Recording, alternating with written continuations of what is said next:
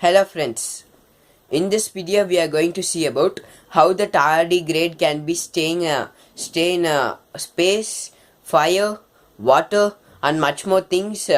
It can be reached the place where the human cannot be reached. The size of the tardigrade is only 0.5 millimeter to 1 millimeter. Let's see about this friends. Let's begin this video friends.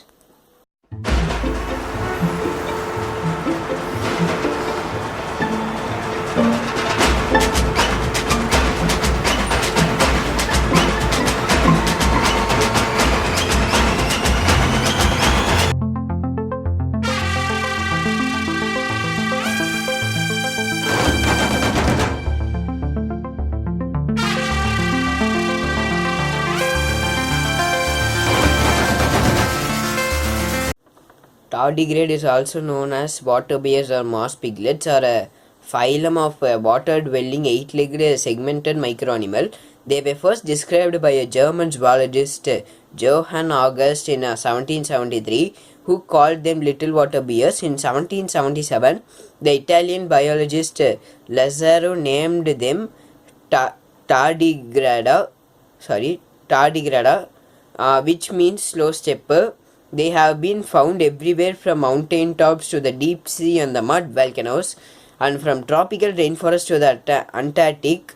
Tardigrades are among the most resilient animals known, with individual species able to survive extreme conditions such as exposure to extreme temperature, extreme pressure, air deprivation, radiation, dehydration and starvation that would quickly kill most other known forms of life. Tardigrades have survived exposure to outer surface.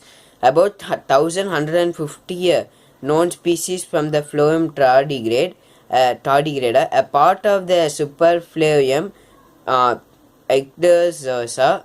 The group includes fossils dating from 530 million years ago in the Cambrian period.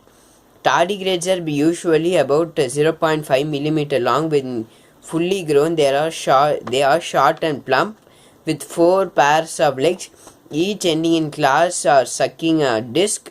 Tardigrades are prevalent in mosses and lichens and fed on plant cells, algae and small invertebrates. When collected, they may be viewed under a low-power microscope, making them accessible to students and amateur scientists. Now we can see the description. Johann August Abraham originally named the tardigrade as Tardigrade kleiner Wasserbar. I can't pronounce this. This is in his own mother tongue, so I can't know. Meaning little water bear in German.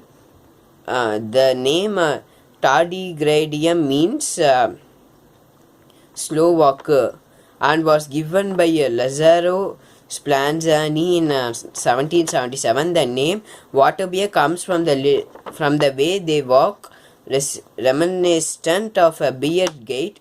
The biggest adult may reach a body length of 1.5 millimeter, the smallest below 0.1 millimeter. Newly hatched tardigrades may be smaller than 0.05 millimeter. Now we can see the habitats of tardigrades. Tardigrades are often found on lichens and mosses. Other environments are dunes, seaside soil, leaf litter, and marine or fresh sediments, where they may occur quite frequently. Tardigrades, in the case of equinox or sideweight, may be found on barnacles. Tardigrades can be often found by soaking a piece of moss in water. Now we can see the anatomy and the morphology of the tardigrades. Tardigrades have barrel-shaped bodies with 4 pairs of stubby legs. Most range from 0.3 to 0.5 millimeter in length, although the largest species may reach 1.2 millimeter. The body consists of a head, 3 body segments of each with a pair of legs, and a caudal segment with a fourth pair of legs. The legs are without joints, while the feet have 4 to 8 claws each. The cuticle contains chitin and protein and is molted periodically. The first 3 pairs of legs are directed downwards all along the sides and are the primary means of locomotion, while the fourth pair is directed backward on the last segment of the trunk and is used primarily for grasping the substrate. Tardigrades lack several hocks, gens, and a large intermediate region of the body axis. In insects, the corresponds to the entire thorax and the abdomen. Practically, the whole body, except from the last pair of legs, is made up of just the segments that are homologous to the head region and the arthropods. All adult tardigrades of the same species have the same number of cells. Some species have as many as 40,000 cells in each adult, while others have far fewer. The body cavity consists of hemocule, but the only place where a true coelom can be found is around the gonad. No respiratory organs are found with gas exchange able to occur across the entirety of the body. Some tardigrades have 3 tubular glands associated with the rectum. These may be excretory organs similar to the Malpighian tubulars of arthropods, although the details remains unclear. Also, nebhydras are absent. The tubular mouth is armed with stylets, which are used to prise the plant cells. Algae are small invertebrates on which the tardigrades fed, releasing the body fluids or cell contents. The mouth opens into a triradiate muscular sucking pharynx. The stylets are lost when the animal molts and a new pair is secreted from a pair of glands that lie on either side of the mouth. The pharynx connects to a short esophagus and then to an intestine that occupies much of length of the body, which is the main site of digestion. The intestine opens via short rectum to an anus located at the terminal end of the body. Some species only defecate when the molt, leaving the feces behind the shed cuticle. The brain develops in a bilaterally symmetric pattern. The brain includes multiple lobes, mostly consisting of 3 bilaterally paired clusters of neurons. The brain is attached to a large ganglion below the esophagus, from which a double ventral nerve cord run the length of the body. The cord possesses one ganglion per segment, each of which produce lateral nerve fiber that run into the limbs. Many species possess a pair of rhabdomeric pigment cupi, and numerous sensory bristlets are on the head and the body. Tardigrades all possess a bicaphony apparatus, swaggling device made of muscles and spines that activates an inner jaw and begins digestion and movement along the throat and the intestine, which along with the claws is used to differentiate species. Reproduction. Although some species are parthenogenic, both males and females are usually present, although females are frequently larger and more common. Both sexes have a single gonad located above the intestine. 2 ducts run from the testes in males, opening through a single pore in front of the anus.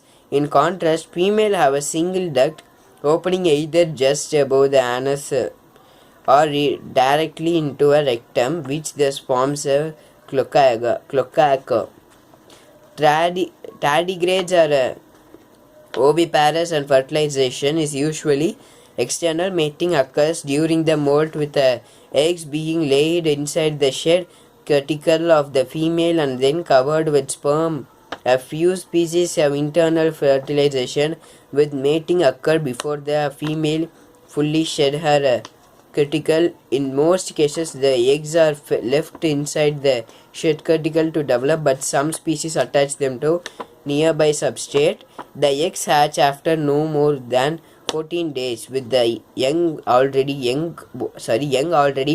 possessing their full complement of adult cells. Growth to the adult size therefore occur by enlargement of the individual cells rather than by cell division. Tardigrades may molt up to 12 times. Ecology and the life history. Most tardigrades and phytophagus or bacteriophagous, but some are carnivorous to the extent that they eat smaller species of tardigrades. Example: Milnicium tardigradium. Tardigrades share a morphological character with many species that differ largely by class. Biologists have a difficult time finding verification among tardigrade species because of this relationship. These animals are most closely related to the early evolution of the arthropods. Tardigrades fossils go as far back as the Cretaceous period in North America. Tardigrades are considered cosmopolitan and can be located in regions all over the world. The eggs and the gills of the tardigrades are so durable that they can be carried great distance on the feet of other animals. Tardigrades have survived all 5 mass extinctions. This have given them a plethora of survival characteristics, including the ability to survive situations that would be fatal to almost all other animals. The lifespan of tardigrades ranges from 3 to 4 months for some species up to 2 years for other species, not counting their time in dormant states. Zoology. Scientists have reported tardigrades in hot springs on top of the Himalayas to the deep sea and from the polar regions to the equator.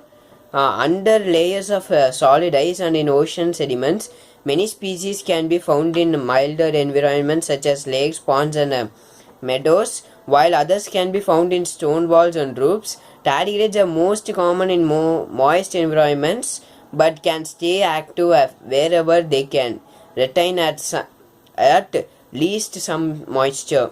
Tardigrades are thought to be able to survive even complete global mass extinction events due to astrophysical events such as gamma ray bursts or large meteorite impact.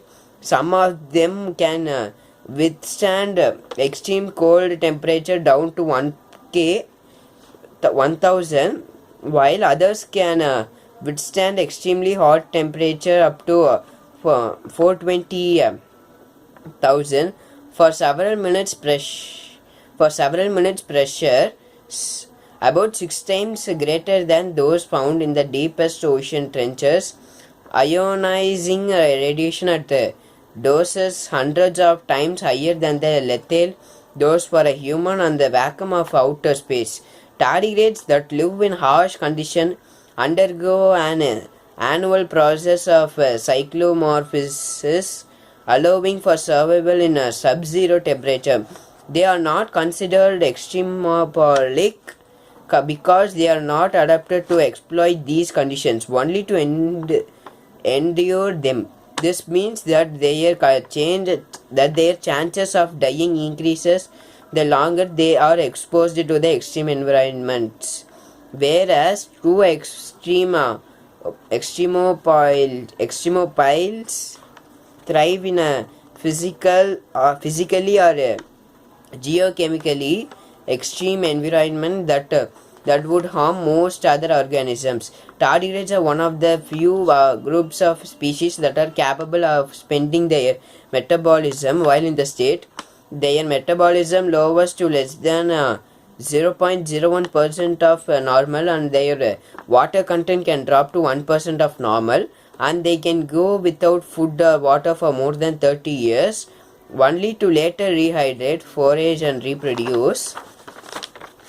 Many species of tardigrades can survive in a dehydrated states up to 5 years or in exceptional cases longer. Depending on the environment, they may enter this state via anhydrobiosis, cryobiosis, osmobiosis, anoxybiosis.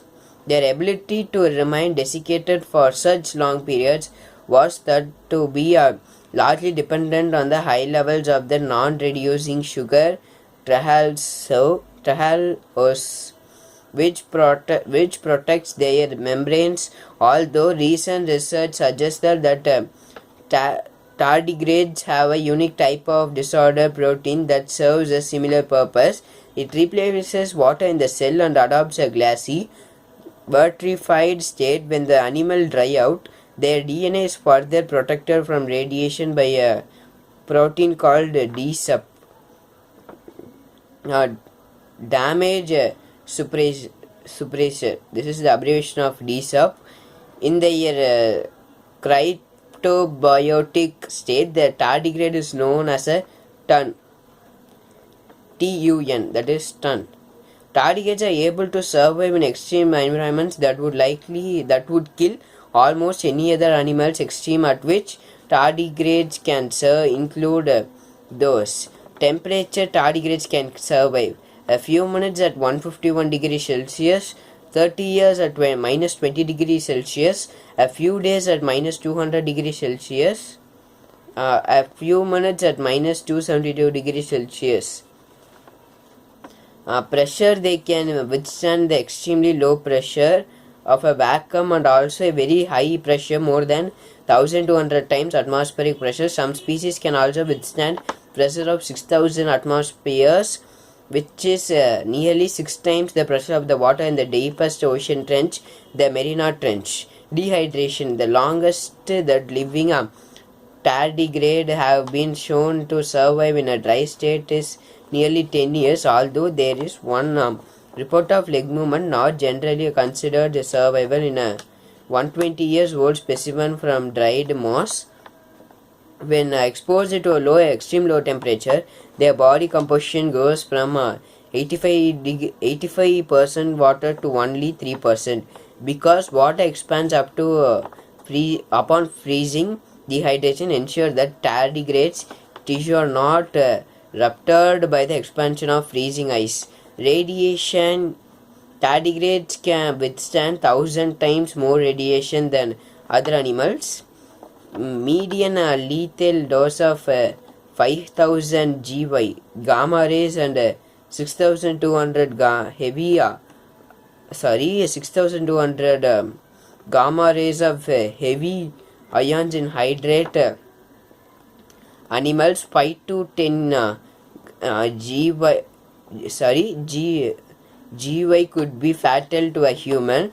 The only explanation found in early experimental for this ability was that their lowered water state proved fewer reactants for ionizing radiation. However, subsequent researchers found that tardigrades, when hydrated, still remain highly resistant to shortwave UV radiation in comparison to other animals, and that one factor for this is their ability to efficiently repair damage to their DNA resulting from that exposure. Now we can see the survival after exposure. Survival after exposing cryptosis. That process is there. No survival after exposure to outer space. Tardigrades are the first known animals to survive after exposure to outer space. In September 2007, dehydrated tardigrades were taken into low Earth orbit on a Photon M3 mission carrying the Biopan astrobiological payload for 10 days. Group of tardigrades, some of them previously dehydrated, some of them not, were exposed to the hot vacuum of outer space or vacuum and solar UV radiation. Back on Earth, over 68% of subjects, although subsequently mortality was high. Many of these produced variable embryos. In contrast, hydrate sample exposed to the combined effect of a vacuum and full solar UV radiation had a significantly reduced survival, with only 3 subjects of Melanesium tardigradum surviving. In May 2011, Italian scientists sent tardigrades on board to the International Space Station along with externophiles on STS-134, the final flight of Space Shuttle Endeavour. Their conclusion was that microgravity and cosmic radiation did not significantly affect survival of tardigrades in flight, and stated that tardigrades represent a useful animal for space research.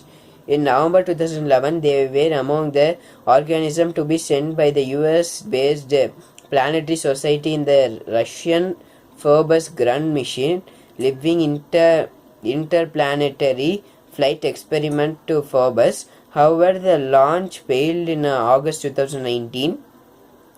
Scientists reported that a capsule containing tardigrades in a cryptobiotic state may have survived for a while on the moon after the April 2019 crash landing of Bereshit, a failed Israeli lunar lander.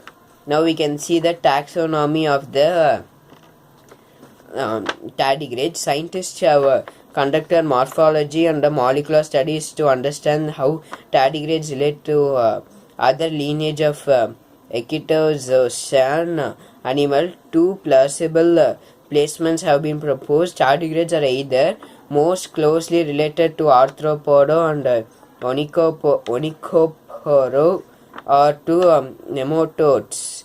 Evidence for the former is commonly result to morphology studies. Evidence of the latter is found in some molecular analysis. The latter hypotheses have been rejected by a recent microRNA and expressed sequence tag analysis. Apparently, the grouping of tardigrades with nematodes found in a number of molecular studies is a long branch attraction artifact within the arthropod called Panarthropoda and comprising Onychopora, tardigrades and Earthropoda. The 3 patterns of relation are possible. Tardigrades sister to Onychopora plus arthropods, Onychopora sister to tardigrades. Recent analysis indicate that the Panarthropoda group is monophyletic and that tardigrades are a sister group of Lobopodia, the lineage consisting of arthropods and Onychopora. Now we can see the evolution history. There are multiple lines of evidence that tardigrades are secondarily mutilated from a larger ancestors, probably a Lobopodian, and perhaps resembling Aspia, which many analyzers places close to the diver genus to the tardigrade lineage. An alternative hypothesis derives Tactopoda from a grade encompassing Dinocardids and Opabinia. Thanks for watching this video, friends.